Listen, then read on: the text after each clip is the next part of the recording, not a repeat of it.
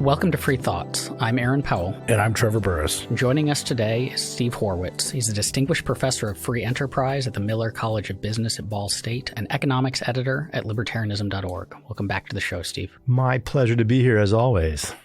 One of the themes in what you've written, what you've talked about over the years is how amazing the world is and how much more amazing it's getting, and the stories of why and how that happens.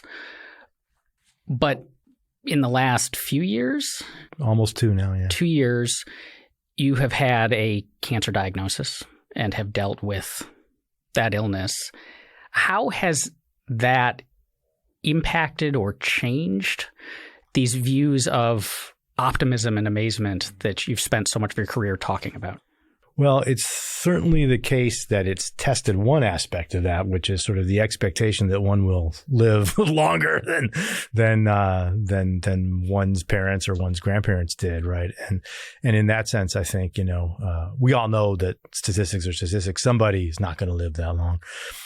So in that sense, I think that's the hard part, and the hard part really is I still believe that all of the world's getting better and better and more awesome, and I'm just not going to see as much of it as I thought I would. It appears. I mean, you never know for sure, and that's sad and unfortunate, and that's the hard part.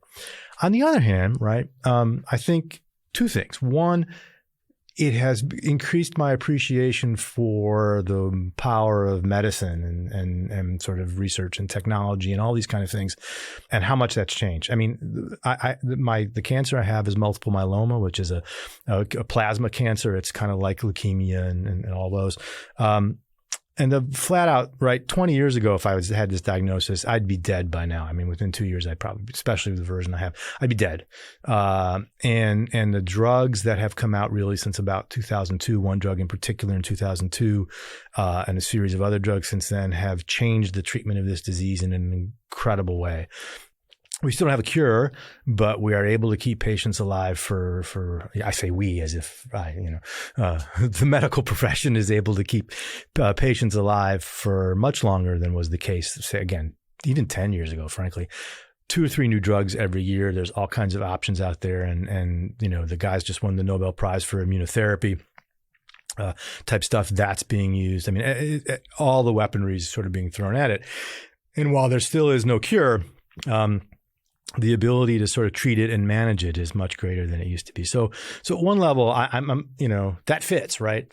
I'm appreciative of that. I'm appreciative of those changes. I think the second thing is for me, part of that life is awesome stuff is gratitude.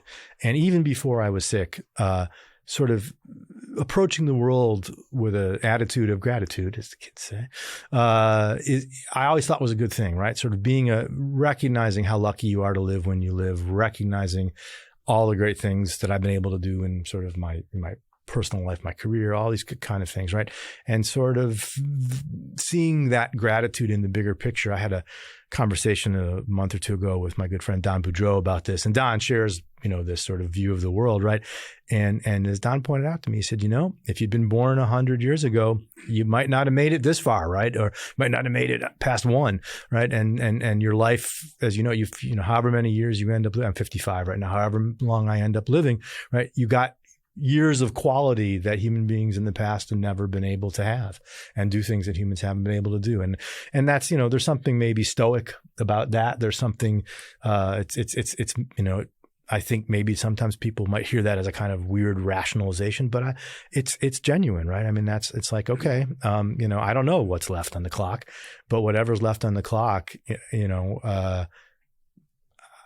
all of the things that have happened in my life, I won't say all of them, but many of them, most of them, have been awesome and have been great. And I've been able to do things that humans just haven't been able to do before. And so let's look at it that way.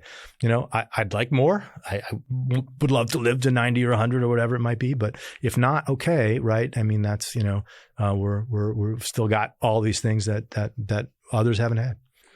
Gratitude as a political idea, or maybe I don't want to use politics per se, but how do you think it fits in on a broader scheme that perhaps some libertarians or types of libertarians, maybe not all libertarians, but types of libertarians have gratitude as something that actually animates their political ideas, right? And so you have it's very important to have gratitude, and you see it all the time in discussions of good mental health. Like, make sure you understand what you have, but that often is just confined to having good mental health yourself. But like, if you bring it out and say, well, what about the world in general? How should we approach the world in general if we have gratitude? Yeah, I think it's tricky, right? Because for me, part of the reason I find all this sort of economic history and sort of reminding people, how much better the world is than it used to be. You think about stuff like Hans Rosling's work and all this, right? Part of it is precisely to cultivate an attitude of gratitude. It works. Jonah Goldberg in his most recent book kind of compares gratitude to resentment, right? And that so much of the politics today is a politics of resentment. And I think to that degree, right, shifting towards a politics or a perspective of gratitude, I think is really useful. Resentment doesn't help us. Resentment is at best a zero-sum game, maybe a negative-sum game, definitely. And gratitude at least helps us recognize how far that we've come. I think the danger with gratitude, of course, is that, you don't want to go so far that you overlook the things that are left that we can address that understandably people aren't grateful about. I mean, we've made incredible advances in dealing with global poverty, but there's still 750 million or whatever folks, right, who under $2 a day. So we need to think about that. Or we look around the United States and we sort of say, we see the problems in a place like Baltimore. The problems are real. You have to attribute them the way the president has, but the problems are real.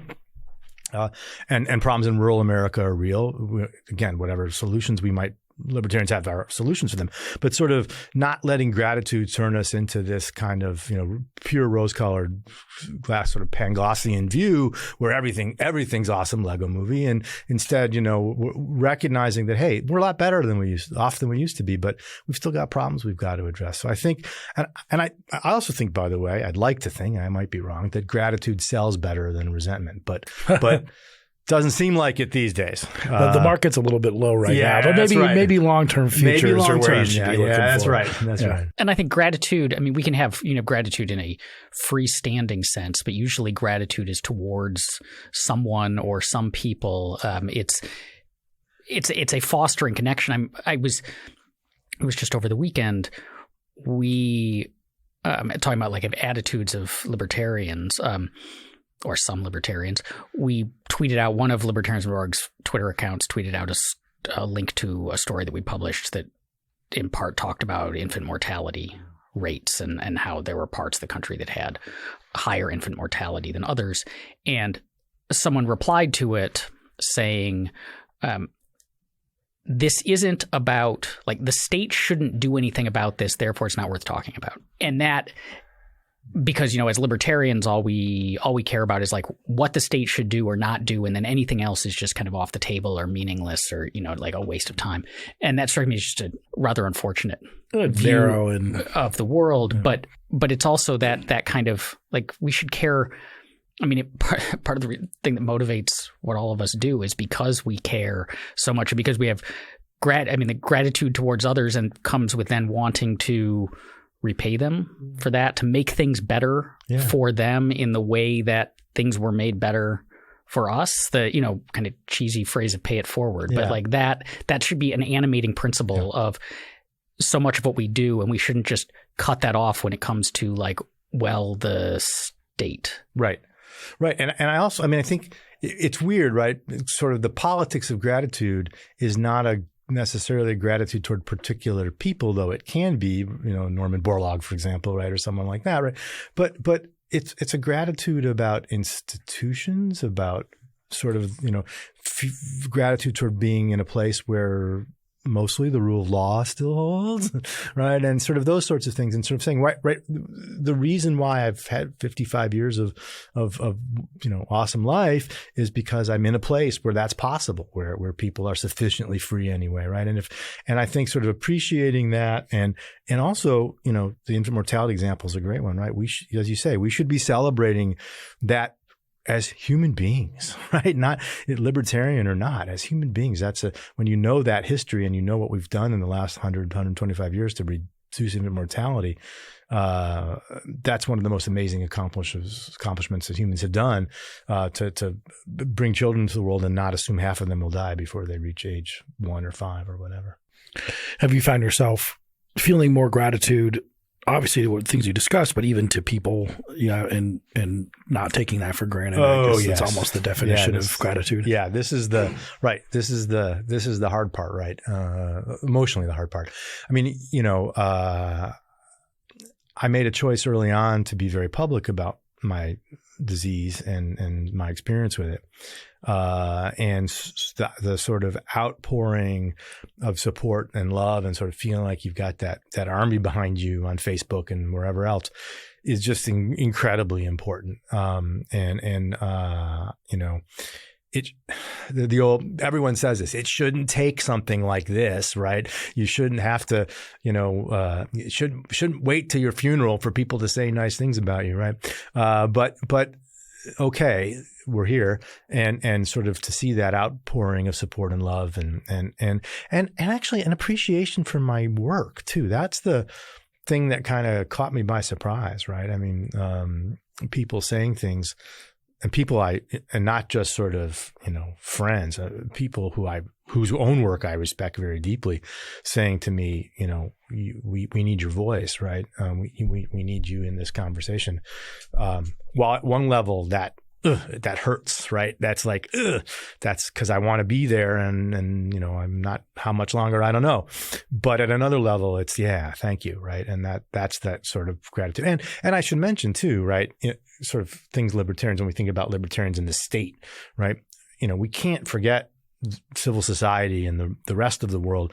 The outpouring of sort of support and material and other sorts of offers of help from our friends, from family, from my neighbors, right? All these sorts of things have been incredible too. And in the case of my neighbors, we had moved into this development about 8 months before I was diagnosed. They barely knew us, but yet they're shoveling our walk and they're bringing us food and they're, can we take the dog? Do you need us to take the dog? So whatever. So, you don't really understand, I think, how deeply embedded you are in those social networks and how much people will rise to the occasion until something like this happens. Again, I think it's an interesting question to think about how we can recognize and activate those systems of support without it having to be sort of in a crisis or a health thing or whatever, right? How do we help people know they're there? And sort of what are the other kinds of situations where that would be really valuable? Do we know family and friends who are, someone lost a job or whatever it might be, or has a sick, kind of sick kid, whatever. You can think of a million things, right? How do you do that? I mean, I chose to be public and that made it easier for people, I think, to come forward. But I would love to live in a world where those sorts of things happen more often. I mean, how you cultivate that, because the things, so your cancer diagnosis, or someone dies and then we say the nice things about them, or someone loses, these are all like acute and noticeable events. And this is why, so one of the things that drives me nuts is when people kind of sneer at the GoFundMe accounts that pop up when something bad happens. And so someone gets sick and this GoFundMe account starts and it raises an extraordinary amount of money. And you get this they don't take this as a moment of, wow, look at the amazing thing that humanity can do. And that strangers, I mean, it's often just absolute strangers who see a story and decide they want to contribute. But they look at it as like, this is a condemnation of our way of life, because we wouldn't need this if we had socialized medicine taking care of people, or we wouldn't need this if we had, protections against getting fired, or that these kind of moments of genuine and really inspiring humanity aren't signs of inspiration, but they're signs of like decline and decay and corruption and not caring.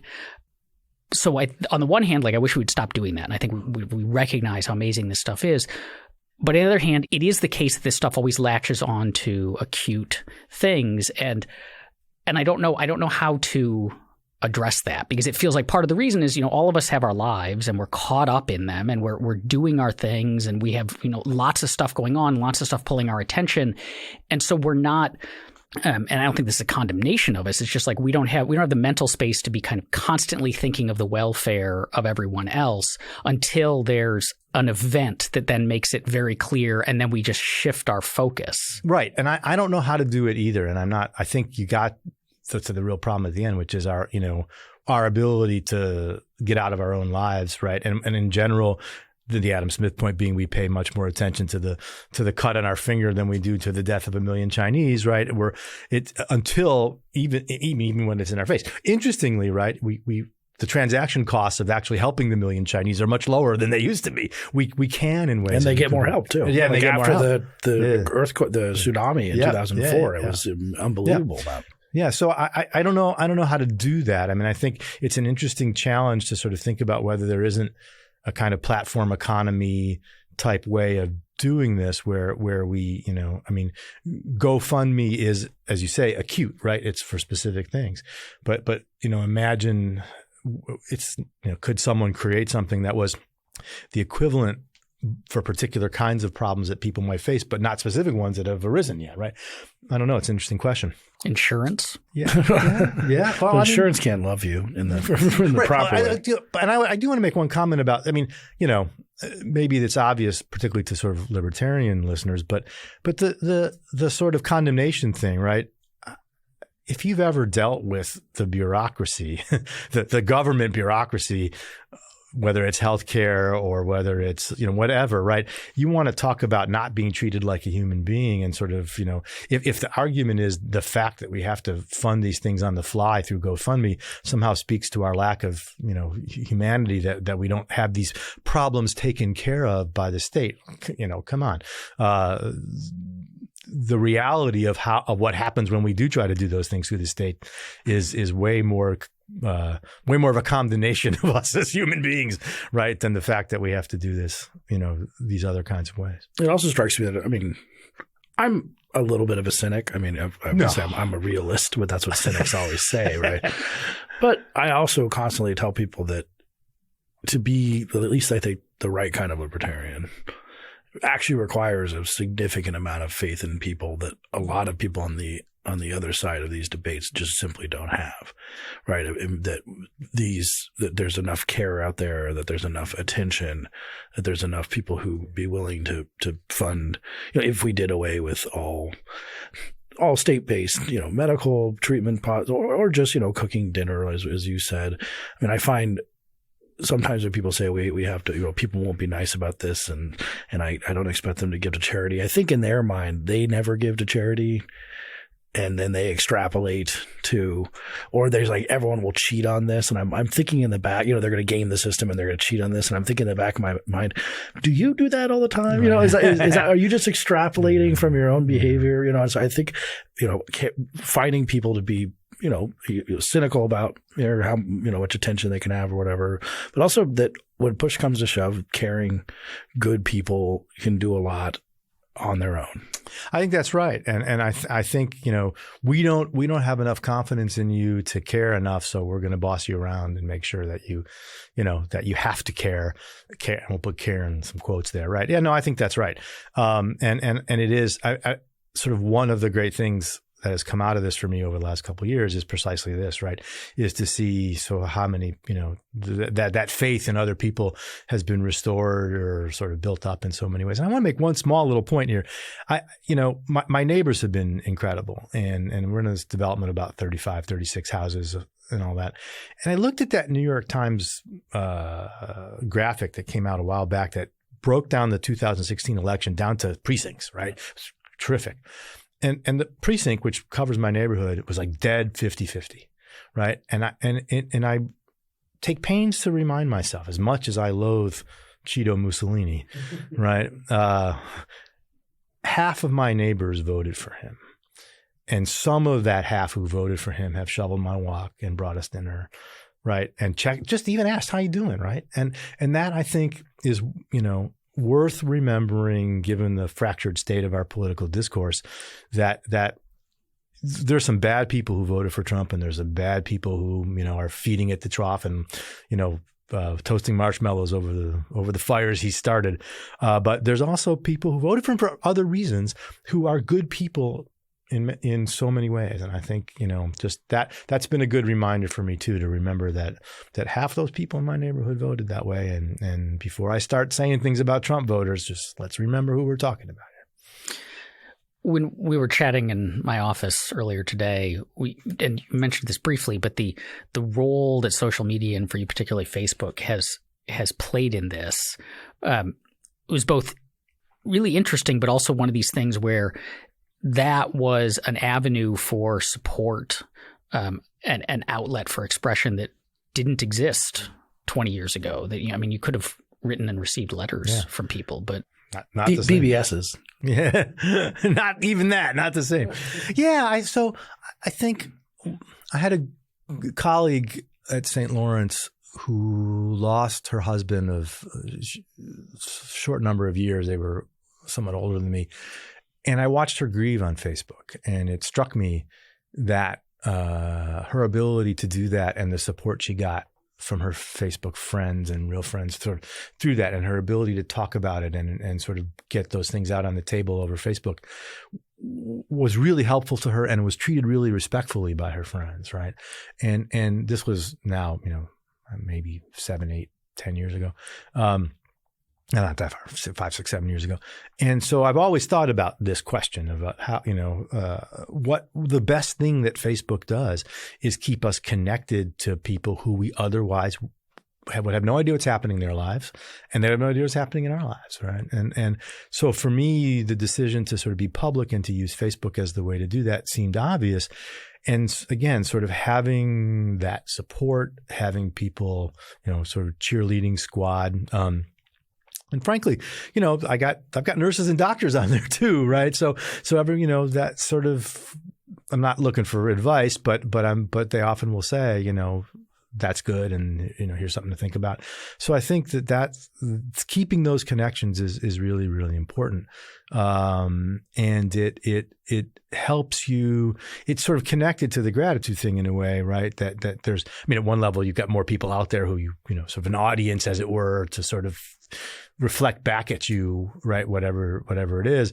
But at the same time, it makes you realize, there's a lot of people out there who care about me and who I care about, and who I want to be sort of part of this.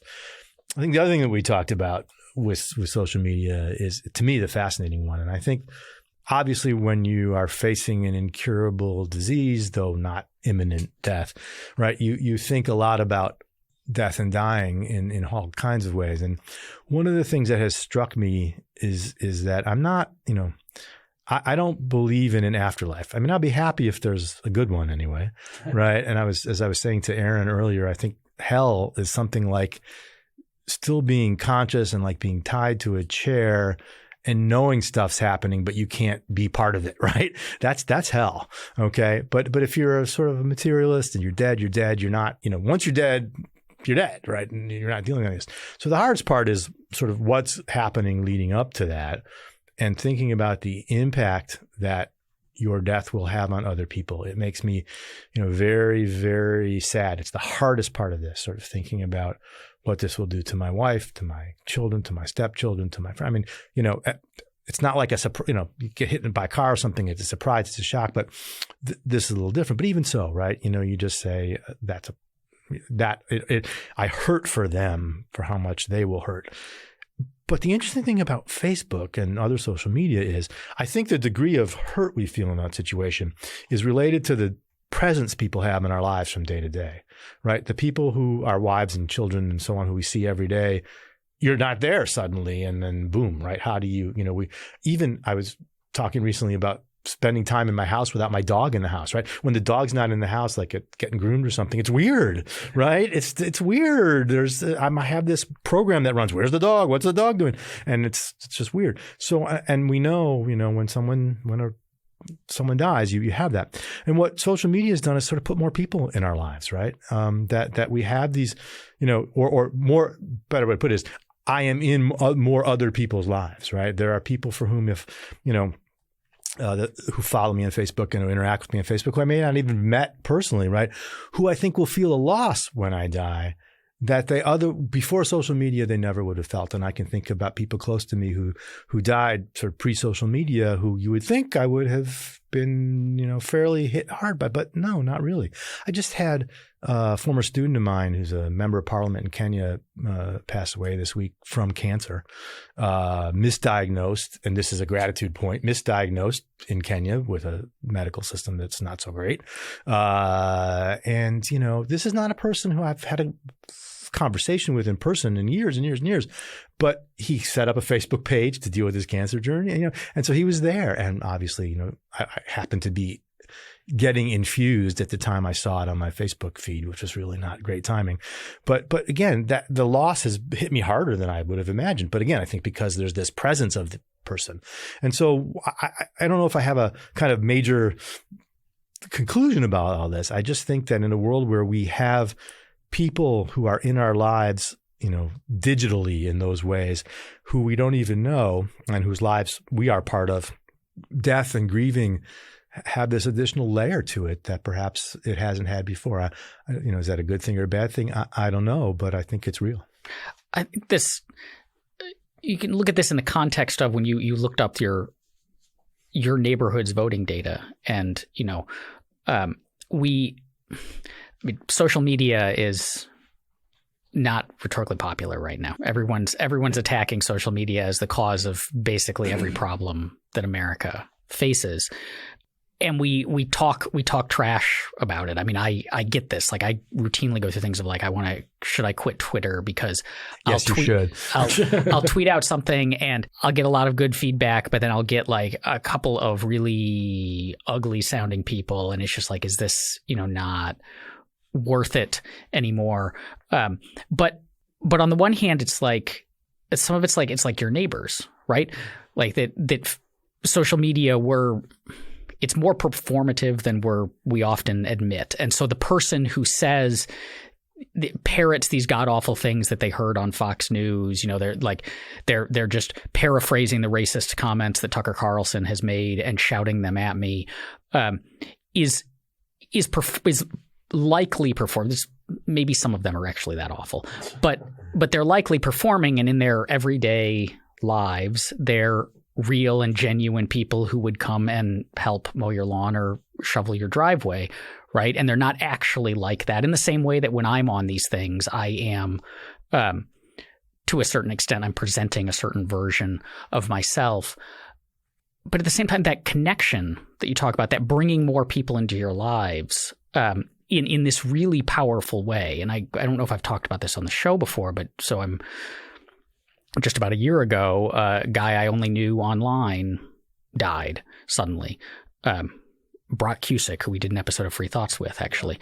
And he was just someone I knew on Twitter. And he was just someone who, it was like, 2 or 3 or 4 or 5 times a day, some thought of his appeared like on that thing in my pocket or in my office or, on the computer while I was at home. Like, not in a, it's not like picking up and like reading the next George Will column and you're inviting George Will into your, into your mental space to say dumb things about the NFL for a little while. But you're, and it's not like talking to a colleague even, where I know there's kind of boundaries of like, this is when I'm at work and I'm going to see this person. But it's like this kind of constant drip of contact with people who you never would have experienced otherwise, and are just always there. And there's a lot of them. Like, that's the thing. That's the number of people. I don't know how many people follow you on Facebook. I have 5,000 friends and almost 6,000 followers. So as I check. Quite a lot more than you could like possibly know in any meaningful sense in real life. But they're all there, and you are there, and this is fostering these connections that, even if they're colored through this performative angle, at some point, if they go on long enough, become really genuine. And that genuine connection that is like contributes, I think, something really valuable in this like expanding sphere of human concern, because these are the people who, when Brock died, you contribute to the GoFundMe campaign, and it's because of these like real connections. And I think there's something lost when we just look at it as because when he died, it hit me much harder than I thought it would, that just this kind of constant drip, drip, drip just stopped. Right. And I think we overlook that aspect of it in favor of just seeing it as this ugliness, which is frequently there, but like that connection and that expanding, because I think part of human progress is expanding our sphere of concern. And I don't want to see us like lose that. And I think stories like what you've talked about with your Facebook thing are exactly why this stuff is so valuable. Yeah. No, I think that's right. And I think, yes, and the word I like to use is curated, right? It's a curated version of ourselves that we present frequently on Facebook. But I do think what happens inevitably is the real person comes through everyone, whatever people think of my persona on Facebook, no one thinks that's all of me, right? But it's enough of me, and if you do enough stuff on Facebook and, people would take me out to breakfast, they know what to order me if we go to a diner. They're getting me hash and eggs, right? So there's that. While playing Rush. Yeah, right. Yeah, right, exactly. Right. You're 30% Rush. Yeah, yes. That's right. That's right. If only it would knock out the myeloma. Yeah, exactly. So I mean, all those kinds of things, right? And I think that's exactly right. And I think that used wisely, social media can do exactly what you're saying, Aaron, which is to sort of expand that sphere of concern. And that's, as you say, that's why those GoFundMes work and why people contribute to them. I've never met her, but I know her on Facebook, and she seems like a good person. I know how hard she's tried to take care of this relative of hers. So yeah, right. If you have $25, you have $25. So I think that's right. And it has, it comes with a downside, but yeah, I think it's amazing what it can do much of the time when it works. You have any insights into the American medical system? Oh, so let me say one thing. I've had incredible care. The quality of care that I've had has been terrific. I'm very lucky to have insurance through my wife's job that has been I think I've had to actually call the insurance company twice, right, in almost 2 years. And in both cases, they actually solved the problem like right away. So I won't do a pitch for them, but so in that sense, I haven't had those battles. But it's so weird. It's just so weird. I had this immunotherapy drug that was incredibly expensive, and it turns out that the company gives a discount, like this huge discount, right, for certain sorts of things. And I said to the people at the hospital, "Is it income based?" And they said, "Yeah." I said, "Well, I'm not sure I'm going to qualify." I said, "Send it in," and I qualified. And it's ridiculous, right? I mean, there was another case where and this sort of notion that prices have any meaning whatsoever in this system. I was on another drug briefly. Might as well be monopoly money. I'll have 37 units. Right, exactly. Yeah. No, that's exactly right. Right. So I was on this other drug that I couldn't keep taking because it was making matters worse rather than improving them. But it was like, okay, again, huge copay on it.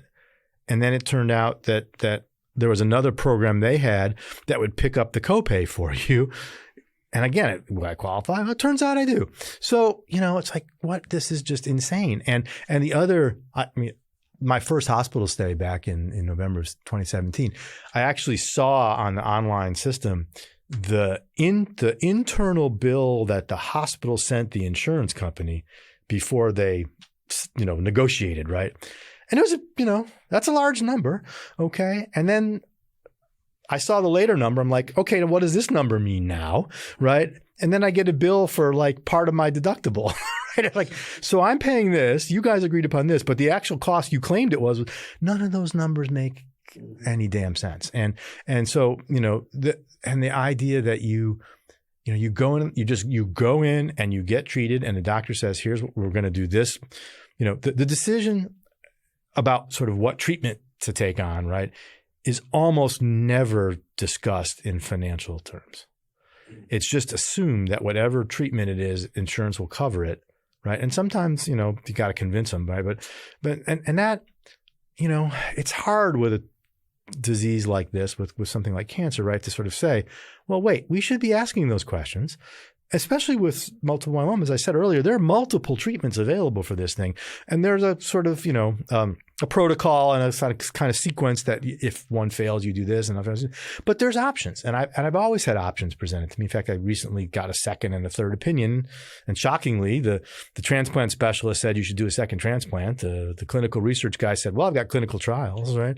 And my oncologist, who's, sort of a community hospital person, says, let's keep going with the standard chemo. Shocked, right? But sort of figuring out, all right, well, but what do you do with that, right? And then the question becomes, should we have financial considerations here? What are all the trade-offs and things? And so I think for me, so that's the absence of any discussion at all about cost, and then to recognize that the numbers people throw around just are meaningless.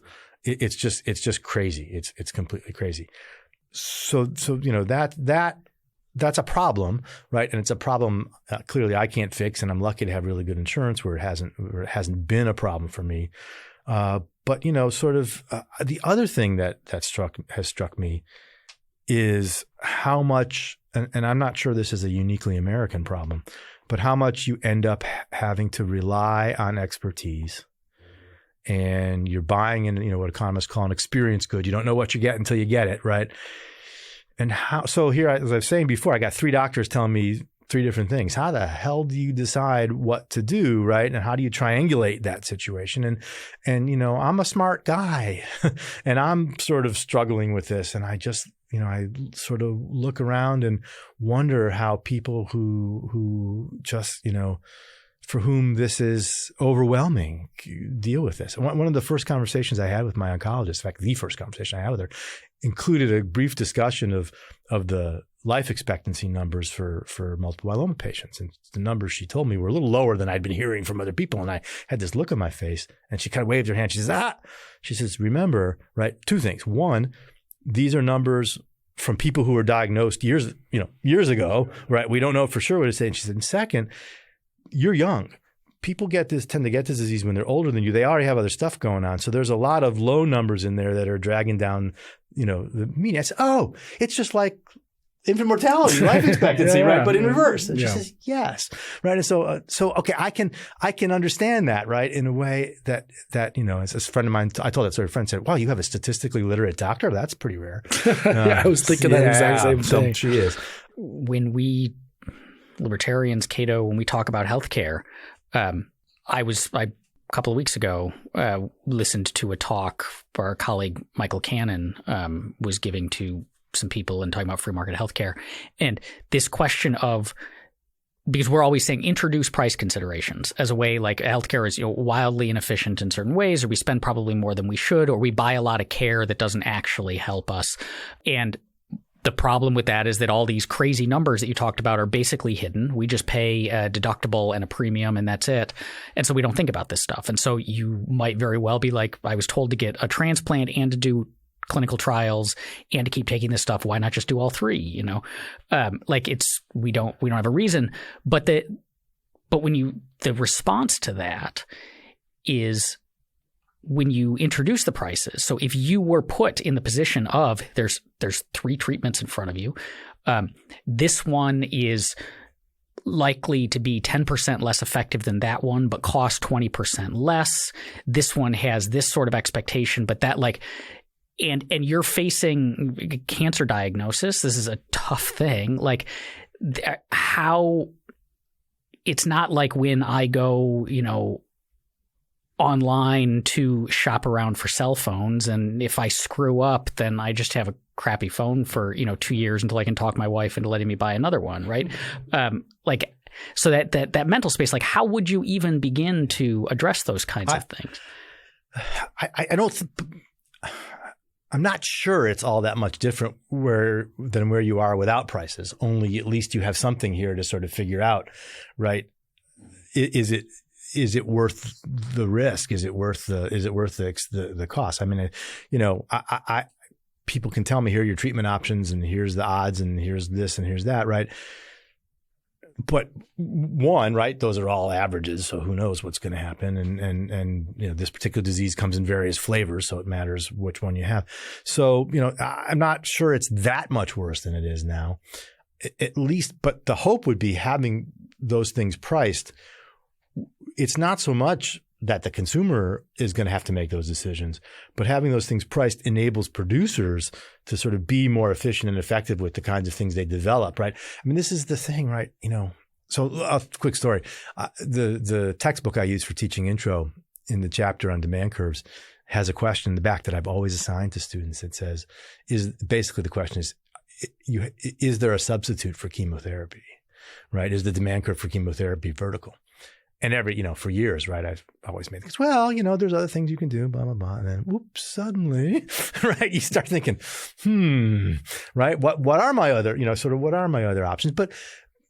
And in fact, there are, right? I mean, and even, I think more importantly, even within chemotherapy, there's multiple options. And so, right, at least we get people thinking in terms of how, what are those options? What's the use of resources? And it's separating my own situation from sort of, the observing economist, right? It is true that we spend a lot of resources on end-of-life stuff that, you probably can't justify, right? I mean, at some level, from a strictly sort of economic efficiency standpoint, you can't justify. But tell that to the patient, right? Yeah. And now I'm the patient, right? And I get it, right? I mean, if someone comes to me and says, well, we can try this new drug, experimental drug, it might get you another year. What am I going to do, right? And odds are I'm not. One, I don't even know what the trade-off is, right? Insurance company's the one making that decision, right? But it's hard to say no to that unless you're really at a point where you think, I just don't want to. I mean, I think I can imagine being a point where the side effects are so significant where I'm like, no, you know what? I just don't want to live. I can't.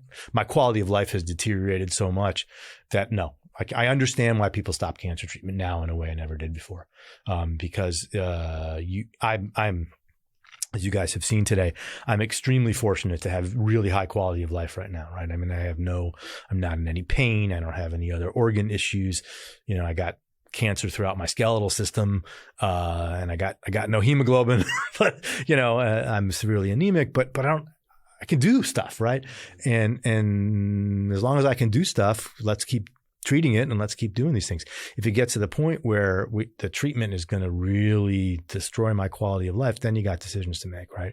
But I think it would be helpful if those decisions were priced and we really understood, what is it that we're giving up to get you another X months or 1 year or whatever. I to be honest with you, I dread that moment. There's things I dread. I really dread that moment where a doctor says to me, you know what, and we can do this, but. Right. And I don't know what I'll do. It's going to depend on where I am and how I'm feeling in that particular context. It seems that with these treatment options, one of the issues that comes up when we talk about doing single payer healthcare or education, I would say too, is this idea that we know, or more specifically, the doctors know what the right answer is for treatment. So it's really just a matter of being like, you have X, that calls for treatment Y. And so I think people are thinking about a lot of medical care, like you break an arm, that does call for treatment Y, I guess. Maybe there's some variance in there in terms of whatever, but it calls for treatment Y. Let's see when it's not surgery, you set the bone and put a cast on, there you go. And they'd be like, okay, cancer requires treatment Y and all these things, which I think is a huge – the way you've been talking here, it's one of the myths you have to dispel to try and get over with how we could provide medical care privately. And also the idea that education is just one thing too. Like what does a 6-year-old need? A 6-year-old needs this, and this. A cancer patient needs this, and this. A person with AIDS needs this and this. But it's actually much more nuanced. It's your care. Yeah. Right. It's your, even without the price. Right. Even it's like, this much pain, this much, how long you're going to be weak, but what the choice is, what the chances are, that kind of thing. I think that's right. And again, I'm very fortunate to have an oncologist who entertains these conversations with me and who encourages them, right? Which is okay. So it's more like, rather than you have X, do Y, it's okay, you have X. If we do A, what are the side effects? What what can we expect and for how long? If we do B, what are the side effects? What can we expect for how long? And the most interesting thing, it turns out, is if we do A, what does that rule out doing in the future? It turns out, right, that if you do certain sorts of treatments, you eliminate other treatment paths from being plausible. And so it's sort of an opportunity cost question, right? What are we giving up by doing this? And in particular right now, so with, I could get into some clinical trials, both for some new drug combinations and for advanced CAR-T immunotherapy type stuff. But to be eligible for those, you have to have had failure of treatment at some number of treatments, but no more than another number of treatments, right? And it varies. So if we do this thing, does this rule out the possibility of doing this other thing? How do we manage that? And it turns out what I'm doing right now is a very, very conservative treatment path, because we decided we wanted to leave open as many options as possible if this can't push things down to where we're a little bit happier. Even as we sit here, I'm actually waiting for some, probably tomorrow morning or the next morning, some test results that'll show up online that will tell us a little bit more about where things stand at the moment. So I'm a little nervous about that. But sort of keeping options open is another thing that comes into this that people don't think about, right? How again, it varies from cancer to cancer, disease to disease, but don't, for me, it's always been a good decision-making rule is, if possible, don't foreclose options, right? And so here we go. Don't foreclose the options here by taking a treatment that might have the promise of being more effective, but if it fails, now you boxed yourself into a corner and you don't want to do that, right? So that's another part of the story too. Do you have any advice, both life advice and if anyone finds themselves having a cancer diagnosis? Yeah. I think two things. You have to pretend that you don't have it. In some ways you have to pretend, you have to do your best to be the you've always been. So for me, doing stuff like this, right? Working, traveling, getting into the office. And again, I'm lucky to have a doctor who totally gets that in general, but about me in particular, right? And sort of every time I do stuff. I've been busy today. I flew out here. We walked to lunch, all these sort of things. But I'm feeling pretty good, right? And I think it's because I'm doing the things that I love. So I think that the first piece of advice is, if you let it take over your head, you're not going to do as well. The one thing that every nurse and doctor has said to me, when they meet me and sort of get to know me, is your attitude will take you farther than it would for other people. So I think there's that. I think there's sort of, and the best days are the days you forget, the days where you go through the day and at some point, like in the afternoon, you suddenly realize, I have cancer, right? Right. And it's like, but good. I haven't thought about it for 6 hours, right? And that's good. It just, sort of pretending that it isn't there. Again, I'm overstating it a bit, but sort of recognizing you have to continue on with your life. I think the other piece of advice is the gratitude stuff, right? It's better when you do it when you're not sick, right? And so, and I had been, even before I got sick, I had been trying somewhat intentionally to be more conscious about saying thank you to people and sort of appreciating things that people have done for me and all this. And one of the interesting things about that, by the way, is it buys you this tremendous store of social capital. And when you screw up, right, people are incredibly forgiving of you when you screw up because you've always been the other guy, right? But I think sort of recognizing that and sort of taking on the illness with a kind of spirit of, okay, I'm not going to sit around and moan and complain about how terrible things are. I'm not going to be that guy who you say, how you doing? You say, well, let me tell you, here's all my problems, right? No, you can't. And you need to find things to live for. I think in Facebook, I called this the Princess Bride question. If you remember this scene, right, where Billy says, what you got to live for, right? And you should have an answer to that question. And I think if you have an answer to that question, you will find yourself sort of being able to take things on. One other thing too that I was thinking about this week, and I'm guilty of this. We often use the language of cancer warrior, and it's a battle and all this sort of stuff. And that's not wrong. Okay. I mean, I'm constantly battling my own body in a way that is not enjoyable. But the reality of the lived experience is at least as much roll with it, right? Which is, okay, here's what you need to do, Steve. You need to go to, get infused every week and take this pill and go to this appointment. Okay, that's what I'm going to do, right? Don't, take every pill, go to every appointment. Okay, your numbers came out bad. We got to change treatment. All right, what are we going to do? Let's figure it out. Let's roll with it, right? Because I think if you approach it too much as a battle, you start fighting that too. You start fighting the things that can help you instead of fighting the things that are hurting you. So I'm always careful about those war battle soldier metaphors, even though I kind of like them in some level because it feels that way at times. But it's roll with it. All right, what do we do now? Tell me what I need to do to take the next step to get better.